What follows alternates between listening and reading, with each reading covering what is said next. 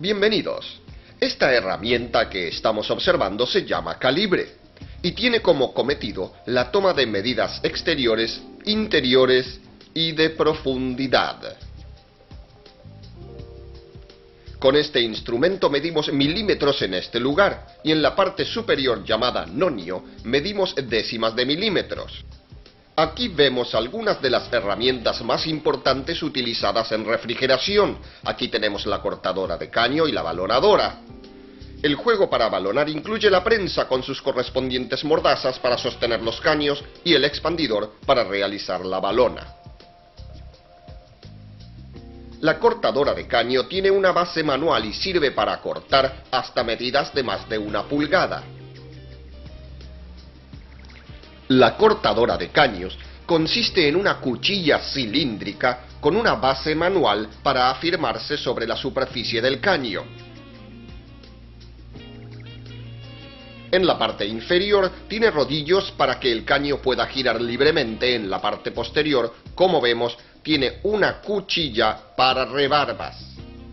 Es una herramienta de muy fácil manejo. La mordaza de la balonadora tiene varias medidas para colocar los caños y estrías para evitar que el caño se pueda mover del lugar. Como vemos, además tiene fresados, que es donde se va a formar la balona.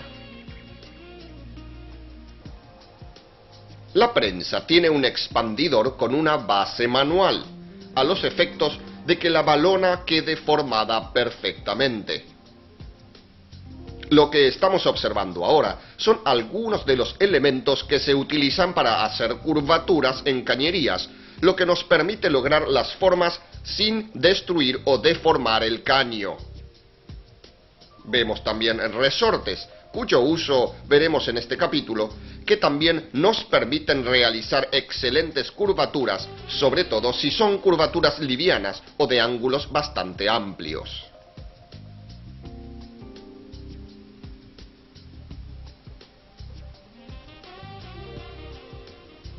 Aquí vemos una herramienta para doblar caños que nos permitirá hacer curvas mucho más pronunciadas e incluso en forma de U. Este instrumento permite una curvatura perfecta y evita cualquier obstrucción o problema en la circulación de los refrigerantes. Aquí tenemos un expandidor para caños de distintas medidas, desde 1/8 hasta 3/4 de pulgada. Como vemos, tiene sus medidas escalonadas para los distintos diámetros de caño para distintas cañerías. Esta herramienta será imprescindible, como veremos en el caso de efectuar soldaduras en las cañerías. Como complemento indispensable de nuestras herramientas, tenemos a la morsa y al equipo de soldadura. Es muy importante la utilización de los lentes protectores. Aquí vemos un modelo de ellos. Vamos a ver a continuación caños de cobre. Este material se utiliza por distintas razones. Es anticorrosivo, no se oxida y es muy maleable.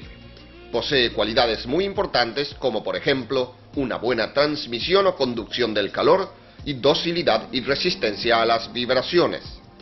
En definitiva, los caños de cobre son un elemento fundamental en nuestra futura tarea.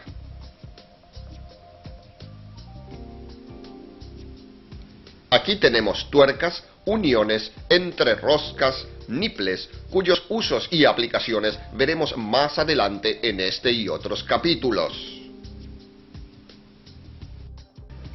Ahora vamos a utilizar la dobladora de media pulgada. Recuerde que para distintas medidas de caños hay que utilizar distintas dobladoras.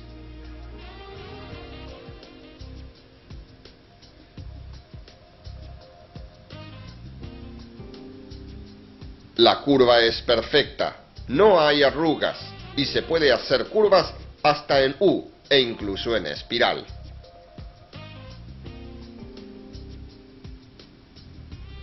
Ahora veremos cómo se procede para realizar una expansión en un caño, de forma de empipar un caño dentro de otro para poder soldarlos. Es necesario que ese caño tenga una superficie de 2 o 3 milímetros embutido adentro del otro. para evitar obstrucciones cuando realizamos la soldadura. Expandimos, giramos el expandidor. Debemos procurar, ya que estamos trabajando con un caño de media pulgada, que la medida del expandidor sea la correspondiente. Esto es imprescindible para lograr que los caños se acoplen plenamente. Nuevamente, debemos asegurarnos que la medida del expandidor sea la adecuada para lograr un acople pleno de los caños. Seguimos trabajando. Quitamos y verificamos que los diámetros de los caños sean los correctos.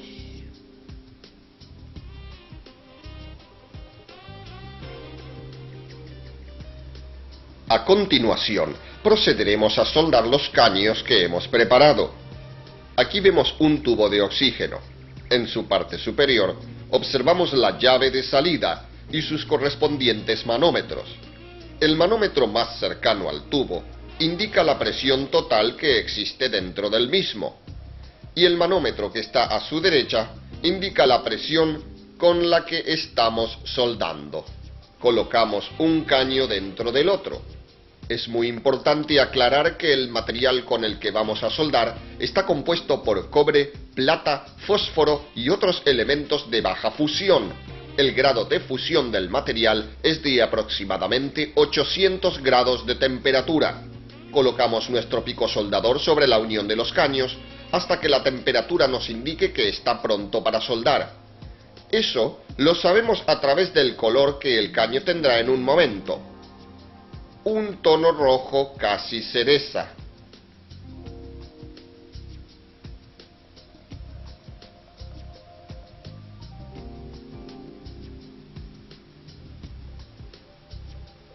Dejamos deslizar la soldadura sobre la unión y, como vemos, el material corre rápidamente sobre la superficie, lográndose de este modo una soldadura lisa y pareja.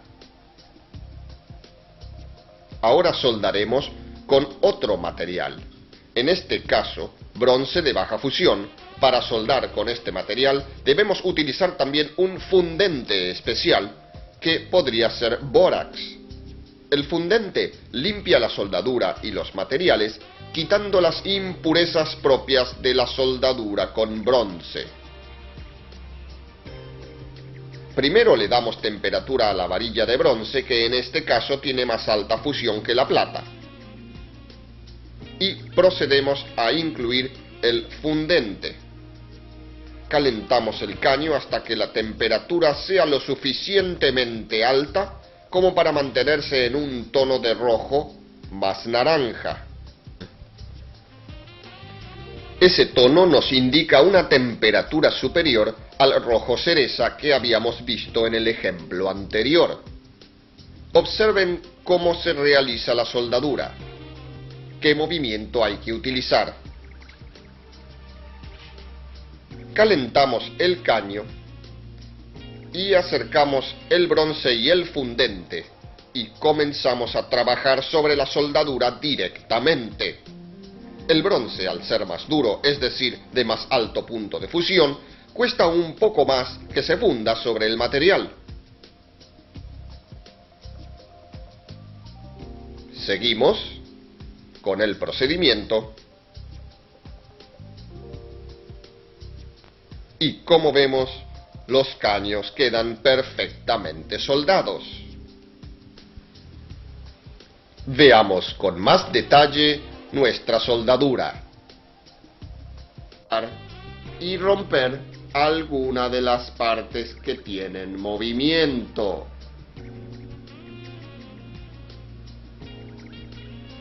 Colocamos luego la junta que va a sellar las partes y ensamblamos de manera tal que tengamos la precaución de no romper la junta al colocar los tornillos.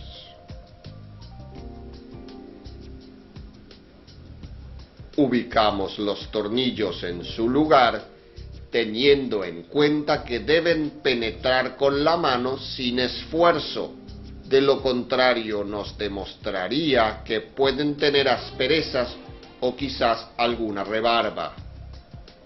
Apretamos los tornillos de la tapa recordando que las llaves, debido a su longitud, hacen una fuerza de palanca que están relativas a la fuerza de una persona normal. O sea que no hay ningún peligro al apretar los tornillos de poder barrer las roscas o romper las cabezas de estos. Ahora colocamos las juntas, debiendo recordar que este tipo de juntas no lleva ningún cemento o sellador, pues este es atacado por los componentes del gas refrigerante, destruyéndolos y haciendo obstrucciones en las cañerías. Por lo tanto, debe ir solamente la junta, sin ningún sellador. Ya colocamos las válvulas de baja o de succión. Este conducto permite el pasaje hacia la parte superior de los gases provenientes del evaporador, hacia la tapa de la cabeza de válvulas. A su vez, ubicamos la placa de válvulas que se comunica por medio de un orificio y permite la continuidad del pasaje, teniendo en cuenta que en este caso tenemos perforaciones para los pinos que soportan las válvulas. Los pinos aprisionados no permiten el escape posible de alguna válvula.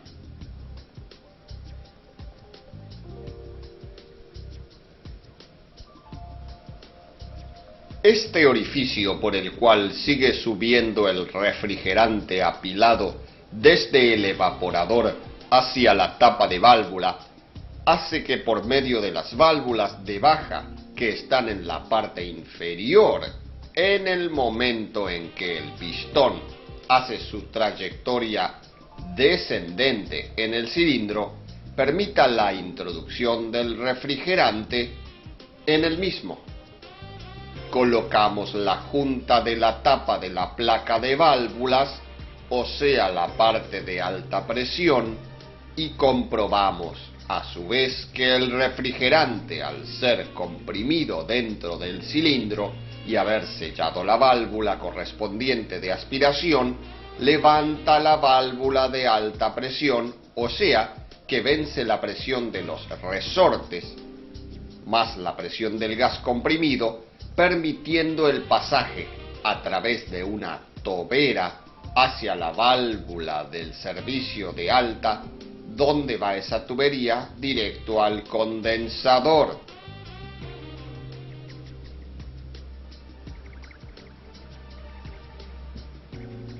Colocamos la tapa con cuidado, siempre teniendo en cuenta de no romper las juntas, y ubicamos los tornillos correspondientes. Ahora colocamos las válvulas de servicio. Más adelante veremos el funcionamiento que éstas tienen y que es muy importante.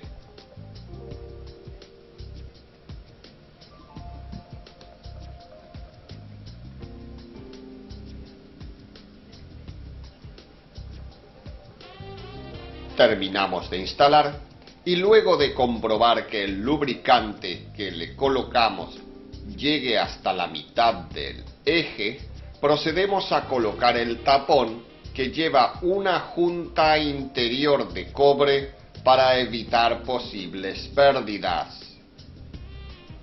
Colocamos el volante, o sea la parte que pone en movimiento todo el compresor, que a través del cigüeñal o excéntrica y eje en este caso, hace que los pistones suban y bajen, aspirando y comprimiendo el gas que maneja el circuito. Ponemos a funcionar el compresor verificando siempre que el nivel de aceite se encuentre en la mitad del eje. Lo hacemos funcionar por medio de un motor eléctrico y una correa durante 2 horas aproximadamente, para luego de ese funcionamiento, donde se considera que se han asentado las piezas en movimiento, podamos buscar la forma de probar posibles fugas en juntas, uniones y otros componentes. También verificamos por medio de los manómetros si comprime y aspira lo necesario como para su buen funcionamiento. En la parte de alta y en la parte de baja para verificar distintas presiones. Observando los manómetros vemos que las presiones están equiparadas, que tenemos aproximadamente 100 libras, 105 libras de presión tanto en alta como en baja. Esto se debe a que el refrigerante 22 es muy liviano y por lo tanto ejerce mucha presión. Repasamos ahora los distintos elementos. Uno de ellos es el compresor, que se encarga de aspirar los gases provenientes del evaporador, comprimirlos y llevarlos hacia el condensador.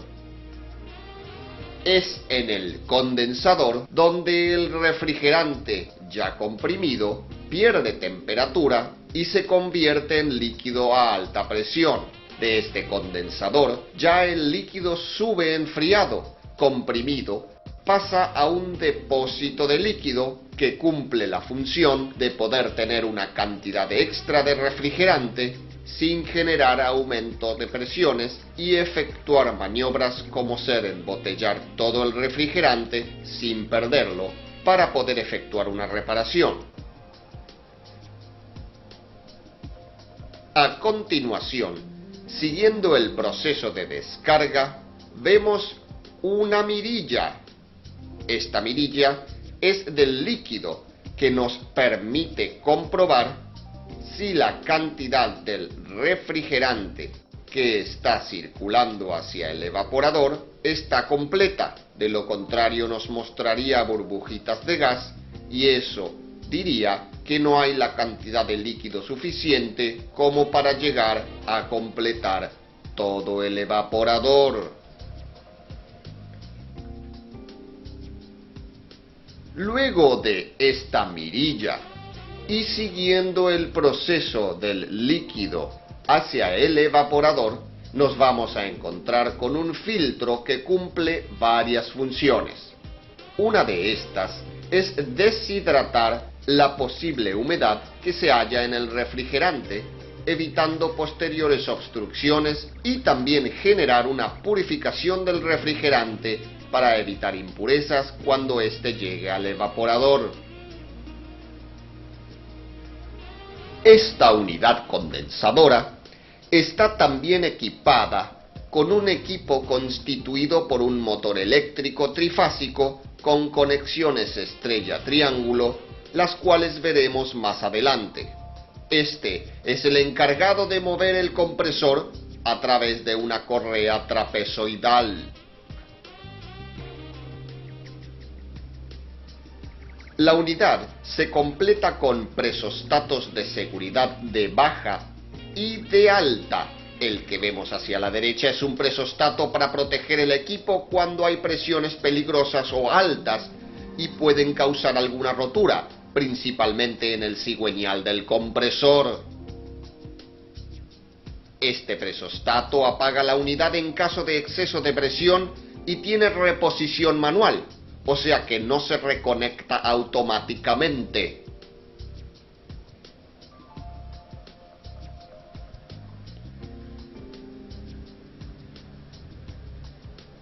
Este otro que vemos aquí es un presostato de baja presión que cumple la misión de, en caso de pérdidas de refrigerante u obstrucciones, hacer que se detenga la marcha, evitando que se trabaje con presiones demasiado bajas como para poder arrastrar el aceite del fondo del compresor y bajar el nivel del mismo.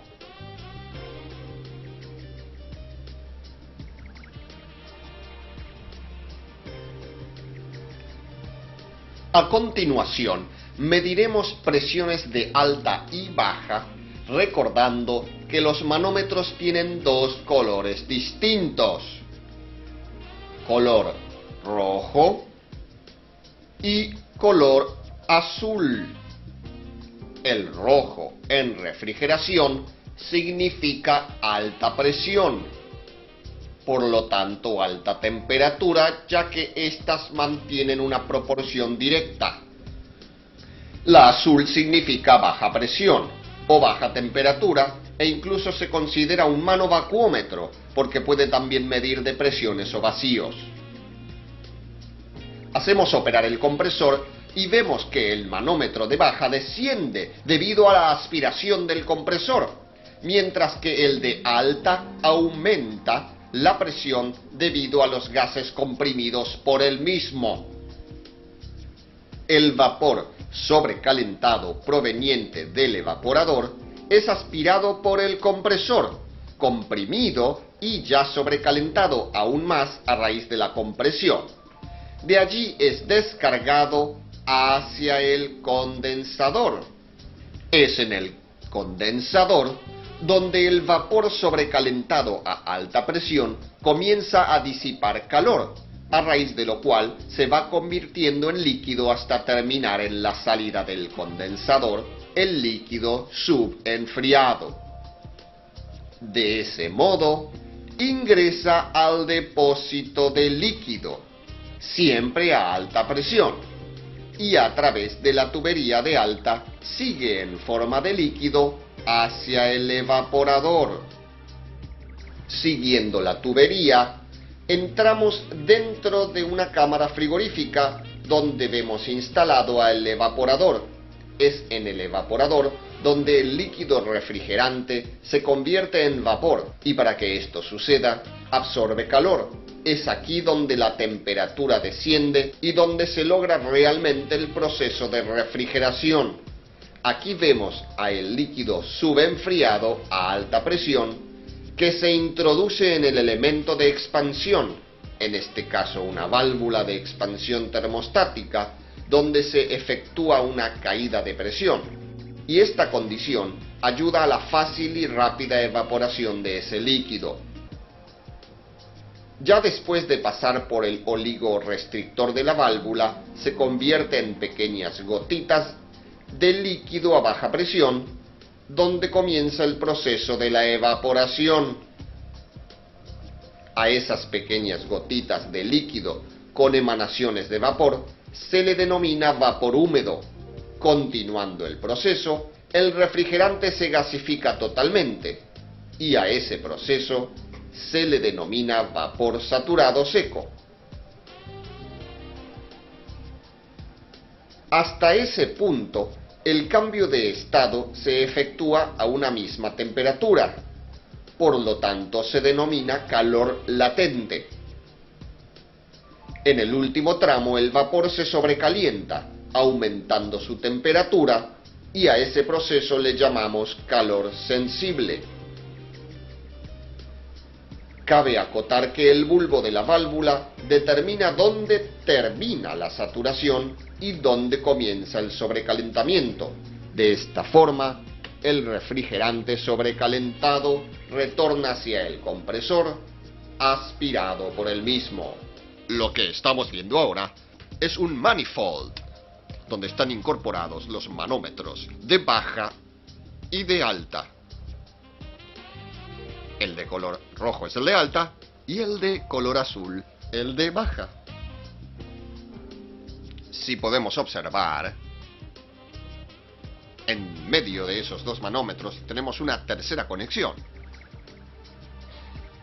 que sería un pasaje hacia una posible conexión, como ser carga de gas o efectuar cualquier tipo de maniobras, comunicándose con cualquiera de los dos manómetros al abrir la perilla correspondiente. Ejemplo, si abrimos, giramos la perilla azul, comunicamos el lado de baja con la conexión central. Si por el contrario abriéramos la roja, tendríamos una conexión directa entre el central y el manómetro de alta. Aquí vemos un manómetro de baja, donde tenemos la aguja indicando 0. Eso sería una presión relativa, pues no tenemos en cuenta la presión atmosférica. De lo contrario, tendría que estar marcando 14,7 libras por pulgada cuadrada, que sería lo que presiona la atmósfera sobre la superficie de la Tierra. En este caso, solamente es presión relativa. Del 0 hacia abajo, en indicaciones rojas, hasta el 30. 0, 10, 20, 30. Esos son pulgadas de mercurio, que marcan la depresión, o lo que se llama vacío. Si tenemos un vacío total, si llegamos a las 30.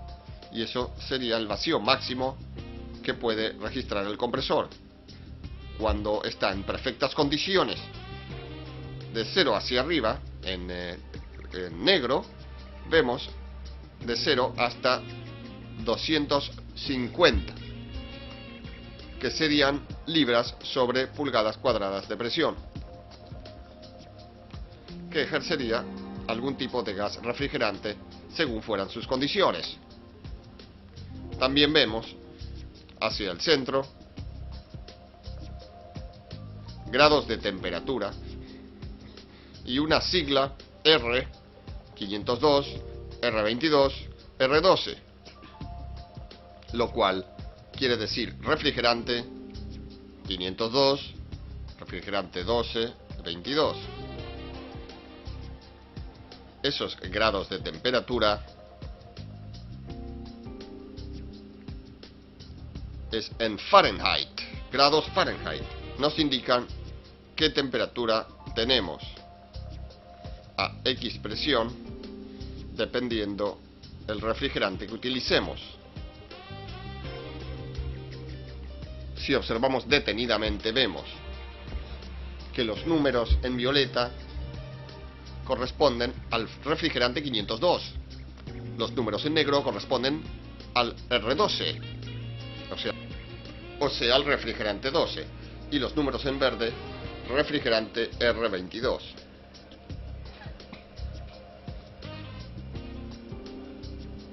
Estas presiones, que nos indican directamente proporcional a la temperatura, nos darían a qué punto de ebullición tiene el refrigerante en el evaporador. Recordemos que el punto de ebullición de un líquido es la temperatura en la que éste se convierte en vapor, y se toma como patrón fijo la presión atmosférica. Variando esta, hacemos que varíe la temperatura. Por lo tanto, hay que escalas de distintos tipos para distintos gases refrigerantes. Ahora vemos el manómetro de alta presión, donde, como se puede observar, no tenemos para medir depresiones, sino presiones positivas, y que va de una escala del 0 a 500 libras sobre pulgada cuadrada. Este manómetro es utilizado para medir presiones en el condensador, presiones de rendimiento, pruebas de rendimiento en el compresor, y también, en algunos casos, someter a elementos a ciertas pruebas de compresión. Las escalas mantienen el mismo orden de presión y temperatura, pero en este caso, como son más altas, indicarían las mismas a un nivel superior. Las temperaturas bajo cero se determinan con un símbolo de menos, o sea, temperatura negativa, mientras que las sobre cero se manifiestan por medio de un signo más, o sea, temperaturas positivas. Este es un evaporador del tipo reforzado, que consta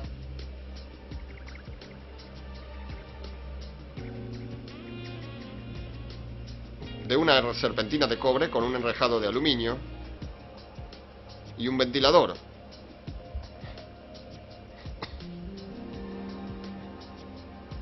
Aquí tenemos una resistencia plateada para hacer el descongelamiento automático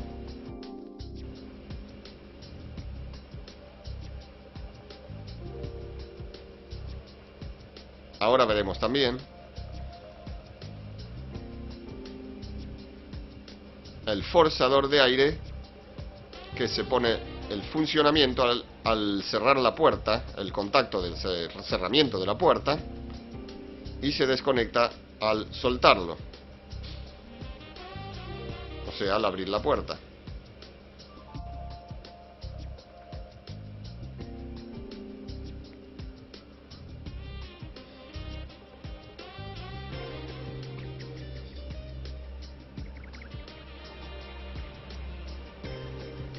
Aquí encontramos una cubeta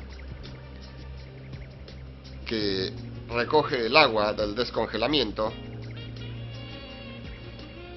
y desagua sobre una superficie caliente.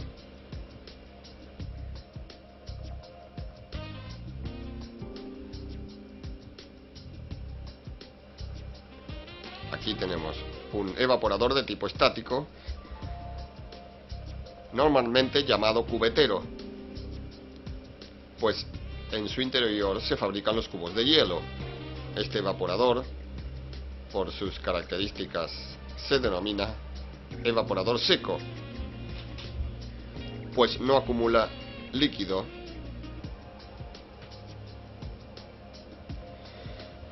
Se trata de una serpentina única,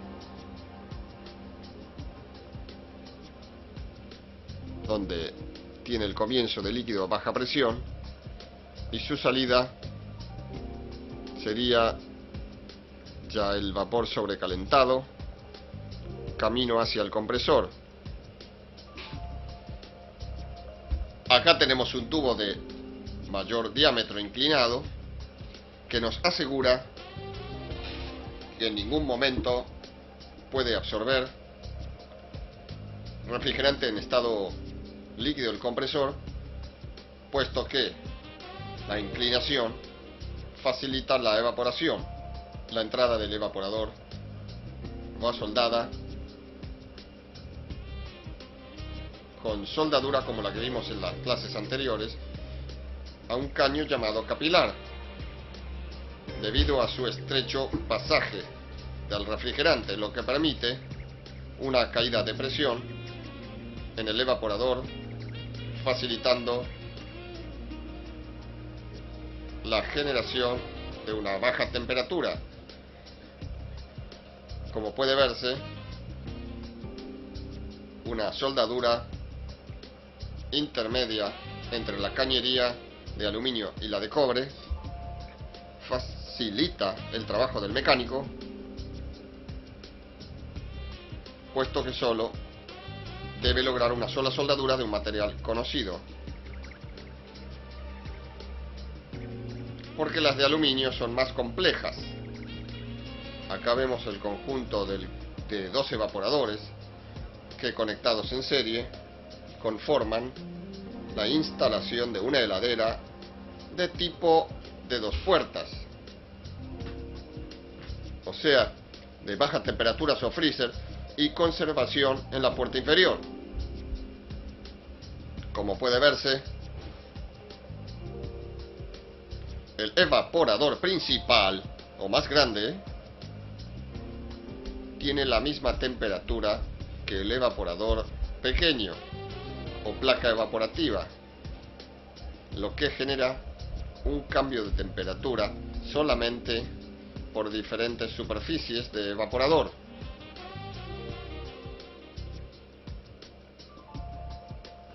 El proceso de refrigeración en el evaporador se genera ante la ebullición de un líquido que, proveniente del condensador a alta presión, al llegar al evaporador en sí, o sea, a la entrada del mismo, efectúa una caída de presión y, al generar una baja presión, el refrigerante baja su temperatura o punto de ebullición, efecto que veremos más adelante. Termómetro de alcohol, en este caso, que tiene la ventaja de gran visibilidad, cosa que el mercurio no lo tiene. Este termómetro está en grados centígrados.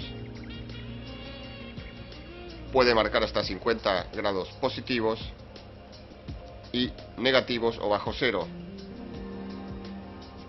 En este caso vamos a utilizarlo para ver los efectos del líquido al evaporarse.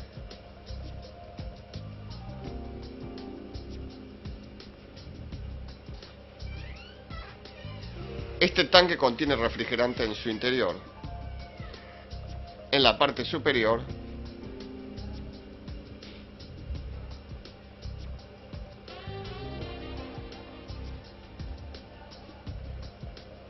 el gas se acumula en la parte superior y en el fondo se acumula líquido condensado por la presión autogenerada en el contenedor.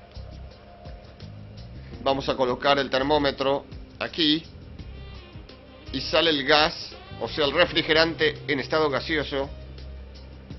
Nos va a dar una diferencia en el termómetro. Ahora vemos, derramamos sobre este termómetro líquido refrigerante y al evaporarse este líquido absorbe calor del termómetro, comprobando que baja la temperatura en el mismo, puesto que las calorías que pierde el termómetro hace la evaporación del líquido.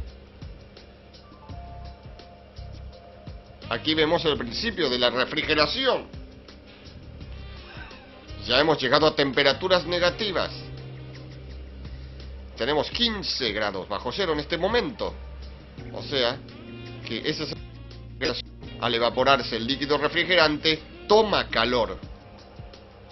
Aquí vemos un evaporador de automóvil que se utiliza para el aire acondicionado del mismo. Vemos que tiene aletas, difusores para poder manejar las corrientes de aire a nuestro antojo. Aquí podemos manejar la temperatura y la velocidad del aire.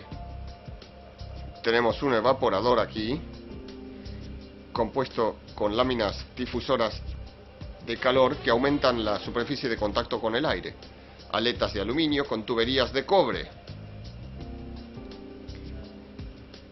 Es muy importante la separación entre las láminas para evitar posibles bloqueos de hielo, para evitar que se forme compacto sobre el evaporador y causar problemas. Las aletas difusoras de calor están adheridas a la tubería para que la transferencia de calor se haga por convección.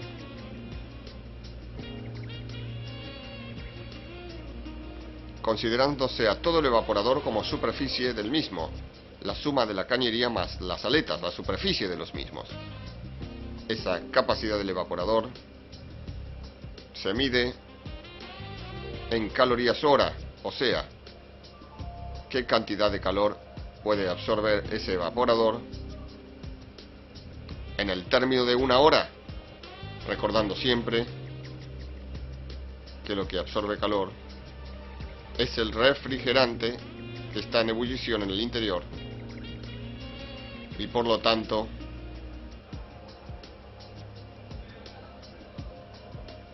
la conductibilidad de esos materiales debe ser muy alta para asegurar la conducción del calor. Podemos descifrar que en un evaporador el líquido que viene a alta presión del condensador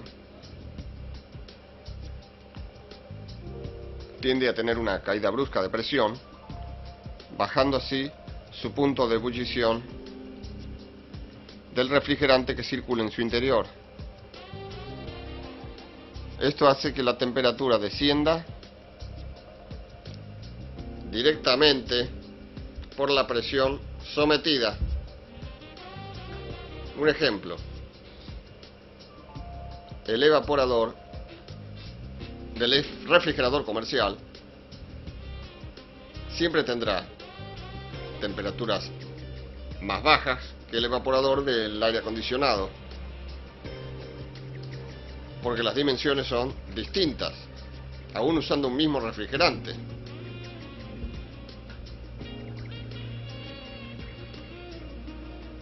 El evaporador y el espacio a refrigerar tiene que ser grande como para que ocupe demasiado espacio dentro del recinto. Condensadores. Los condensadores, como dice su nombre, son los encargados de convertir el líquido,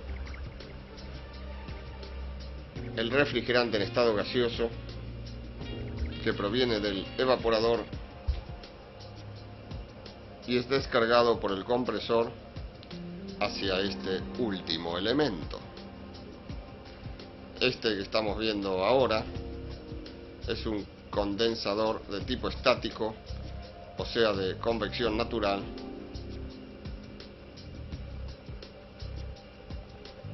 que tiene gran superficie de disipación de calor por estar ubicado en un refrigerador combinado con freezer y donde hay temperaturas positivas y de congelación. Al ser mucha la cantidad de calor disipándose por horas, debe tener una amplia superficie para que sus presiones de condensación no aumenten lo suficiente y el refrigerante pierda densidad en el mismo. Por lo tanto, el líquido subenfriado debe salir a la temperatura más baja posible y para eso se le agrega aletas difusoras de calor, tal como vimos en los evaporadores.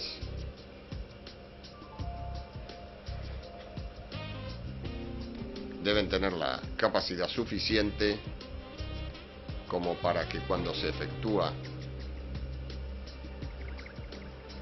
el cambio de estado de vapor a líquido, disipe el calor generado por el refrigerante en estado gaseoso, más el calor generado por la compresión y calores adicionales como ser del motor,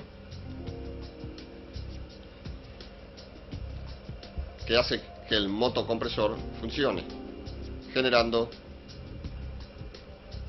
pequeñas cantidades de calor adicionales que serán disipadas por él.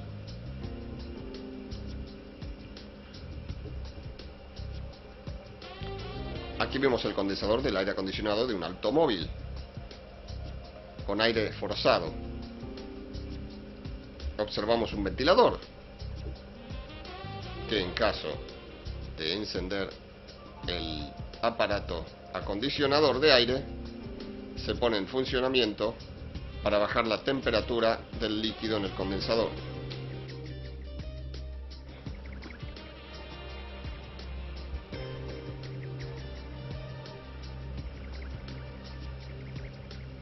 Aquí vemos un condensador de un aire acondicionador split, que por su forma puede ser reversible, o sea, convertirse en evaporador.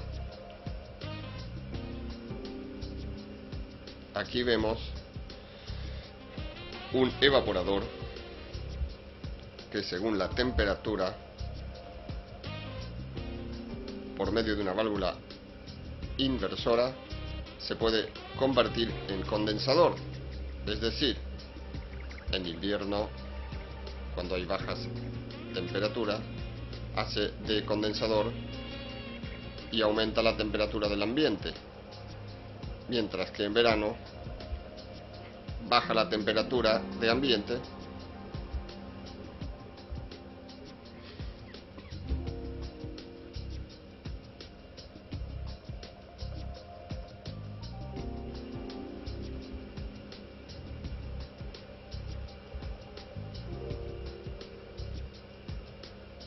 Lo que vemos acá es el panel exterior que va fuera de la habitación a acondicionar, la unidad exterior. El aire que circula por esta unidad está forzado por un ventilador.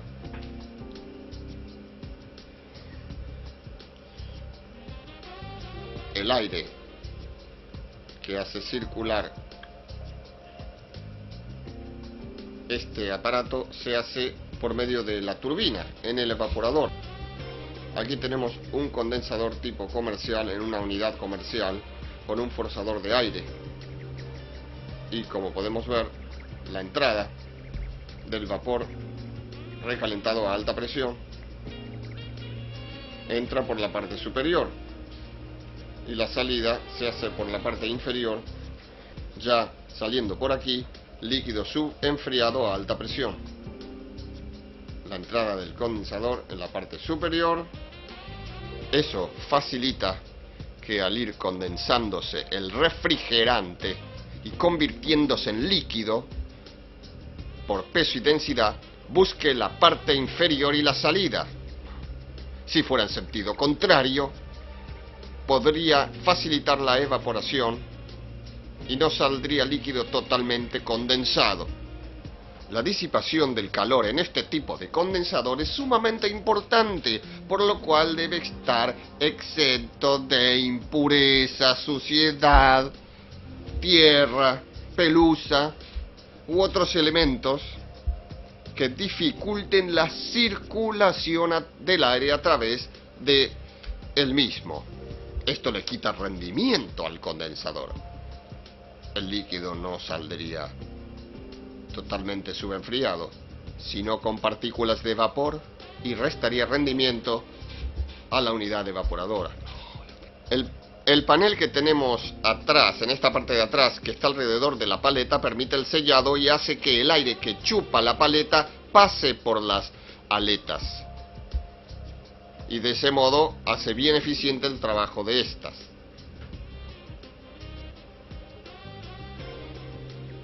Un buen trabajo en el condensador hará que también baje el punto de ebullición en el evaporador. Los refrigerantes, debido a su bajo punto de ebullición, son evaporables con facilidad, pero cuesta condensarlos. Por lo tanto, la función del condensador es importantísima. El conjunto condensador y evaporador está hecho generalmente de caños de cobre para evitar corrosión, pero en los equipos comerciales, en algunos casos, están fabricados los condensadores de caños de hierro, y en caso de posibles rupturas deberíamos utilizar soldadura de bronce, mientras que para los caños de cobre trabajamos con aleaciones de plata.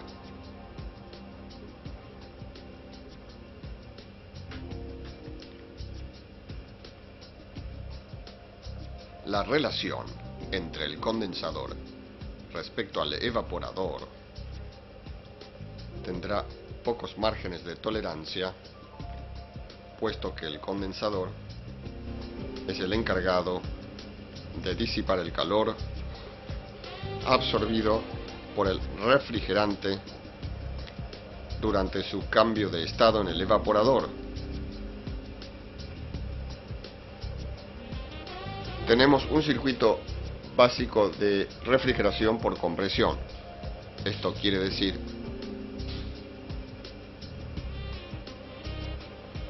que el funcionamiento se da por la presión de un compresor, que aquí tenemos el refrigerante altamente comprimido, entra al condensador donde disipa el calor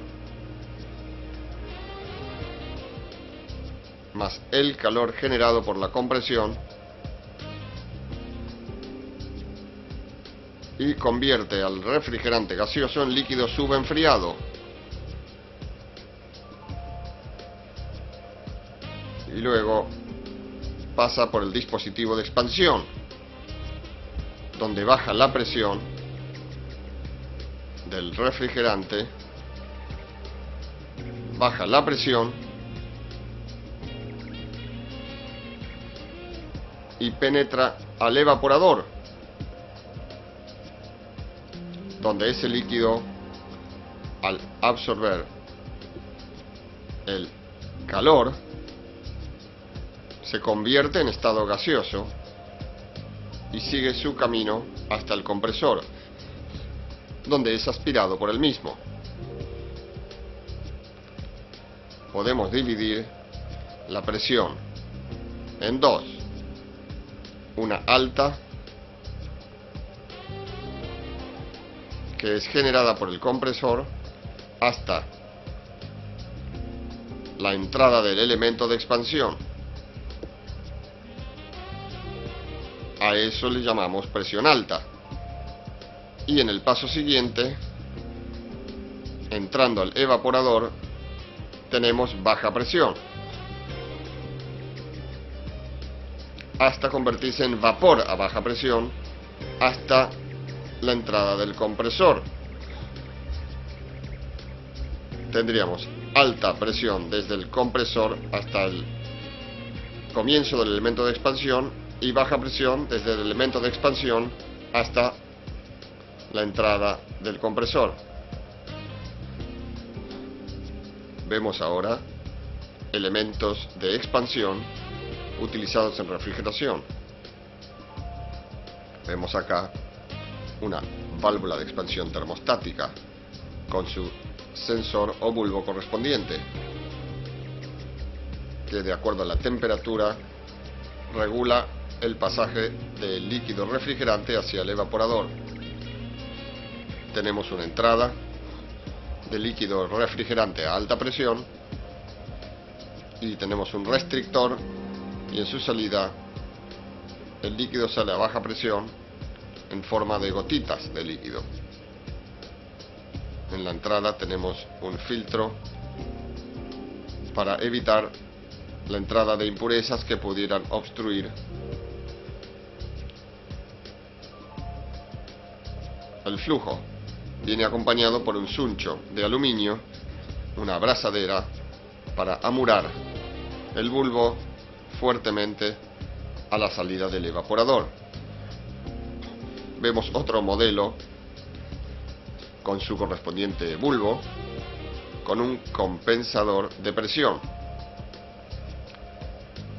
para facilitar un manejo más perfecto del líquido refrigerante que penetra en el evaporador. Aquí tenemos una válvula, no es termostática, sino automática o de presión constante, que de acuerdo a su funcionamiento nos mantiene una presión única, aún habiendo cambios de temperatura en el evaporador. Aquí tenemos otro modelo de válvula termostática, donde podemos ver en su entrada una superficie cónica y un compensador exterior. La tapa ubicada sobre la derecha corresponde a un regulador que le permite ampliar más el pasaje de refrigerante o reducirlo en caso que fuera necesario.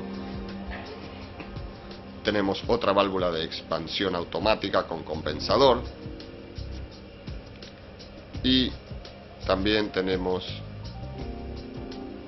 los famosos caños capilares utilizados en refrigeración familiar, que determinan una caída de presión a lo largo del mismo, haciendo que el refrigerante dentro del evaporador efectúe un buen punto de ebullición, o sea, una buena caída de presión. Hay que decir que todas las válvulas de expansión tienen una medida, y esa medida es tonelada de refrigeración, o sea que permiten pasar el refrigerante en la cantidad justa para que absorba tanta cantidad de calorías. Por ejemplo, una tonelada de refrigeración podría absorber 3000 calorías por hora. Ubicamos aquí la entrada de la válvula el filtro de malla que evita entrada de impurezas y el oído, que en este caso es recambiable, o sea, cambiando el oído en esta válvula con un orificio menor o mayor, cambiamos el tonelaje de la válvula. Ahora vamos a ver una unidad refrigeradora utilizando como elemento de expansión un tubo capilar. Partimos de la parte inferior. Aquí tenemos un compresor hermético, la famosa bocha. A la izquierda, un caño de acceso, eso para las reparaciones.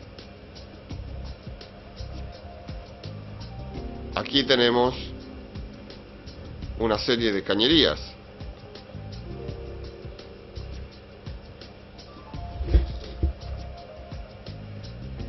La tubería de color amarillo es la descarga del compresor con el gas sobrecalentado a alta presión, y este será el ascenso hacia el enfriador de aceite,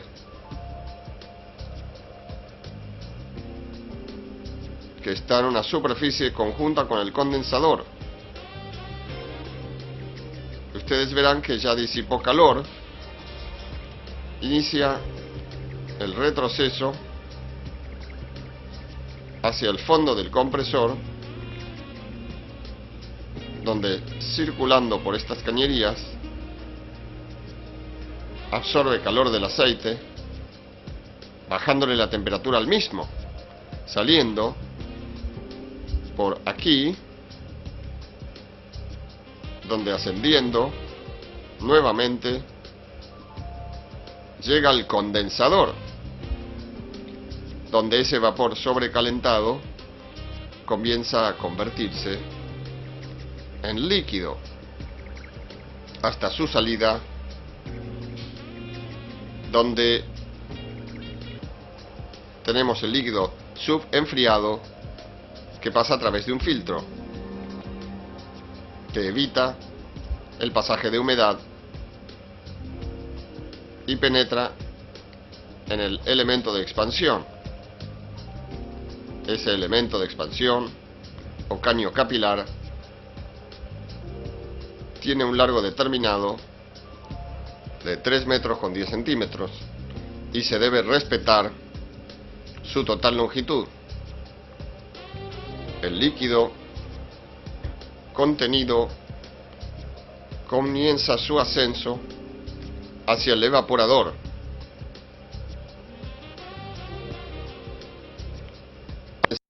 A la evaporación y el proceso continúa hasta convertirse en vapor sobrecalentado a baja presión y pasa por un separador de líquido, que es un elemento que evita la posible circulación del retorno del refrigerante, y luego desciende y vuelve a ser aspirado por el compresor. Esto es un diagrama de un compresor a pistón del tipo abierto. Vemos aquí un compresor de tipo abierto. Tiene en la trompa del cigüeñal un sello o prensa estopa que evita las posibles fugas del refrigerante.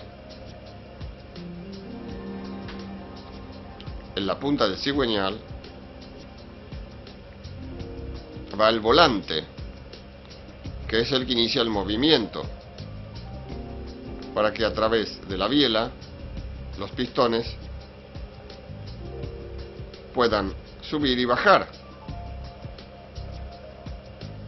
El cigüeñal está apoyado sobre dos cojinetes o casquillos que podrían ser rulemanes. El fondo del compresor o cárter contiene aceite, lubricando hasta la mitad del eje o cigüeñal. Las bielas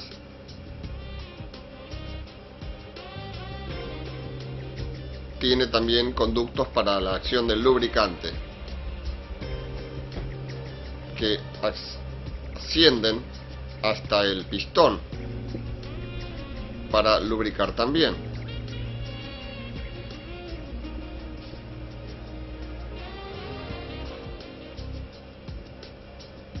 La muñequilla del pistón gira libremente aquí.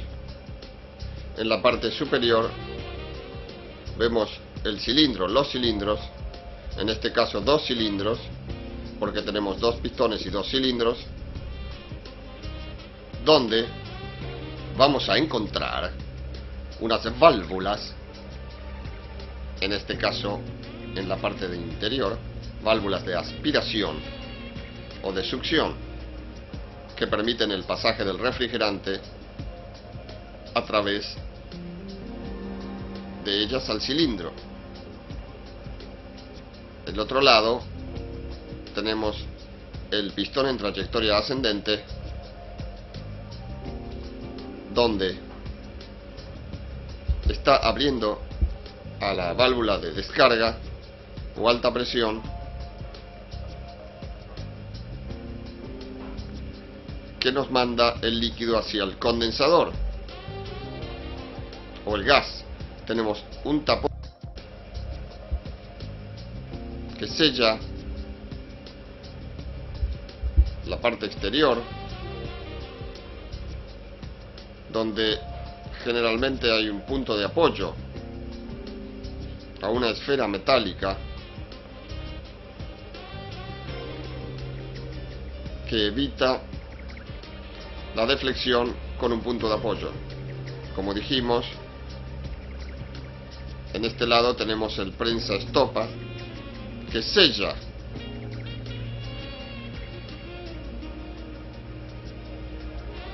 y tenemos acá una pequeña superficie de apoyo en el cigüeñal. Recordamos que estas válvulas alimentan el evaporador de acuerdo a su capacidad, o sea, que una fuente de calor muy grande penetre en el refrigerador. Al absorber esa cantidad de calorías, la válvula deberá abrir el pasaje de refrigerante, entrando así más cantidad de líquido y absorbiendo más cantidad de calorías, volviendo a cerrar esa válvula, el pasaje, y dejando la circulación paulatina del refrigerante a medida que el calor va desapareciendo. Por lo tanto, acompañando estos elementos de expansión, la unidad condensadora deberá llevar un depósito de líquido para que cuando abre esa válvula y precisa alimentar con más cantidad de refrigerante, tenga un depósito donde poder tener de reserva esa cantidad de refrigerante. Ahora pasamos a los filtros deshidratadores. Aquí vemos filtros para heladeras familiares. Están hechos en cobre.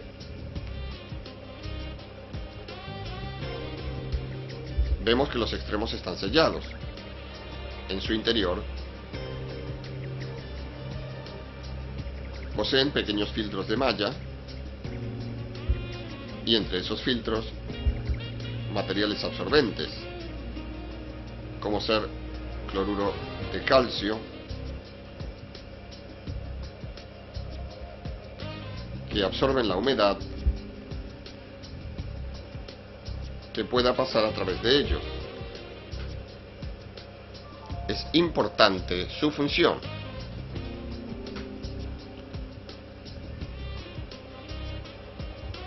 Puesto que la humedad, si llega al evaporador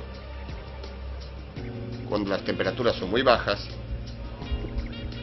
pueden generar pequeños trocitos de hielo, obstruyendo el paso del refrigerante. generalmente tienen una malla con aberturas más gruesas, más grandes.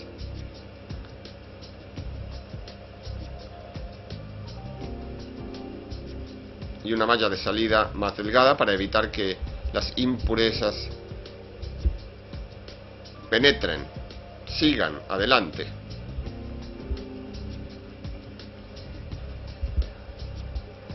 Es importante respetar la entrada o salida del refrigerante a esos elementos que generalmente están señalados con una flecha o con las siglas in y out. O sea, hay que respetar la ubicación de este elemento. Es importante también mantenerlos sellados hasta el momento de su utilización, pues el contacto con el aire haría que la humedad del aire penetrara en los materiales absorbentes, deteriorándolos. Lo que vemos aquí son también filtros, pero del tipo comercial, donde podemos distinguir la flecha para su instalación. Estos filtros en la actualidad se fabrican todos universalmente para cualquier tipo de gases, salvo en el caso de amoníaco, pero sirve para la línea de freones y para la de gases ecológicos usados en la actualidad. Como podemos apreciar, son aparentemente iguales, pero la diferencia en las entradas. Como dijimos, existe la diferencia en las entradas. Aquí tenemos para cañería de 1/4 de pulgada y acá para cañería de 3/8 de pulgada. O sea que el tamaño de estos filtros determina el diámetro del caño que se va a colocar.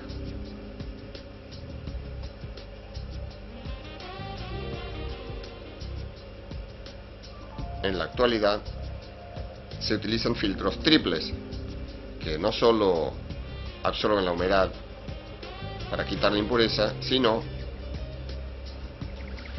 otro material absorbente se encarga de evitar el pasaje de posibles ácidos cuando se descomponen los refrigerantes. Aquí podemos observar este dispositivo que consta de dos partes: un caño capilar, un tubo muy fino de reducidas dimensiones, adheridos a un diafragma herméticamente cerrado con un gas que está en el interior y que ejerce presión hacia el exterior. Ese diafragma está manejado por esa presión, teniendo en cuenta que en el interior hay más presión que en el exterior, vence la presión atmosférica. Por medio del líquido refrigerante bajamos la temperatura del bulbo, haciendo que éste se retraiga, y la presión atmosférica en este caso vence a la presión interior, al ser esta menor a causa de la caída de la temperatura brusca que ha tenido. Al absorber calor y levantar de vuelta la temperatura, volverá a su posición inicial. Esto nos comprueba los efectos directos proporcionales entre presión y temperatura.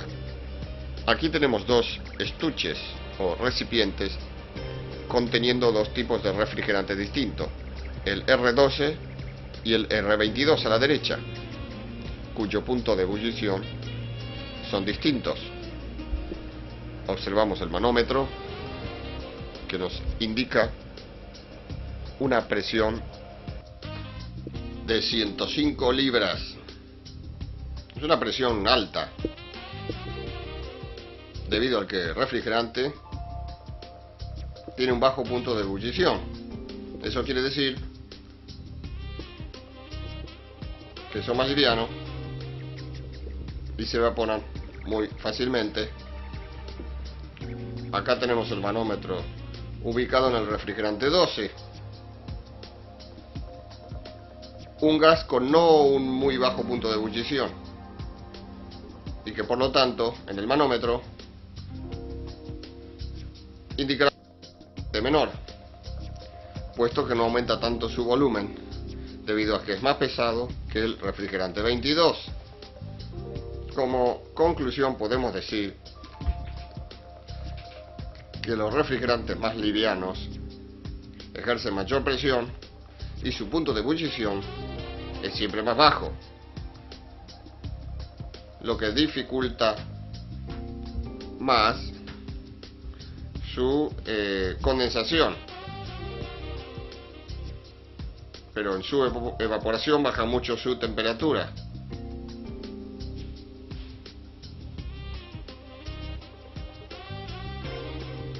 En este momento vemos una garrafa con gas ecológico, el 134A, un gas que se fabricó para suplir al R12.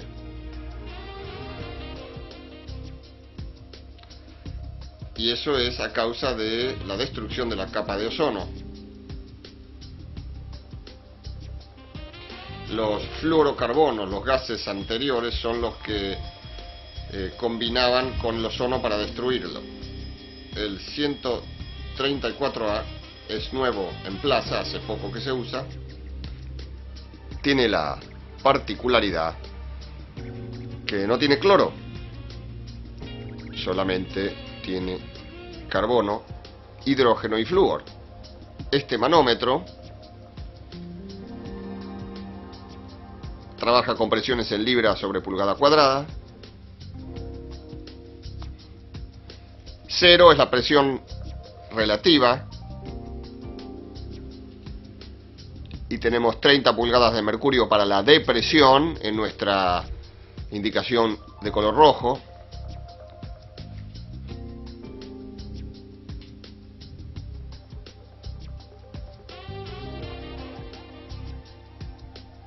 Los manómetros tienen un líquido. Este líquido es generalmente glicerina, para evitar roturas por golpes drásticos. Este líquido hace la función de un amortiguador, para amortiguar obviamente los movimientos. Este gas tiene un punto de ebullición un poco mayor que el R12.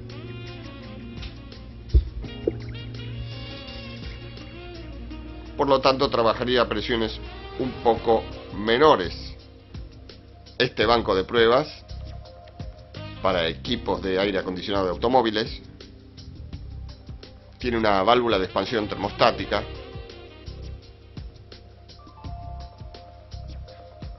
y el bulbo en la salida del evaporador, la válvula en la entrada y el bulbo en la salida.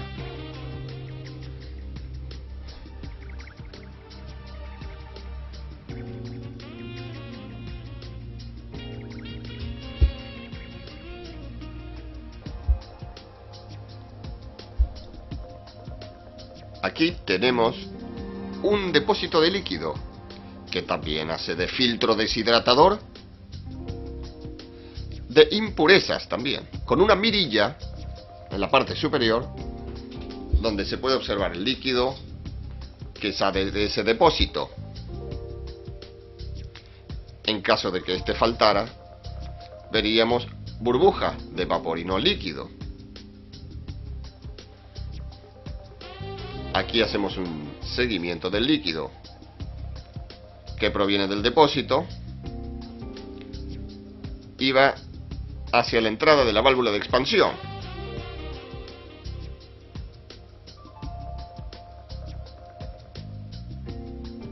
y ya tendríamos la entrada al evaporador, luego caída de presión convirtiéndose en burbujas y saliendo del evaporador hacia el compresor.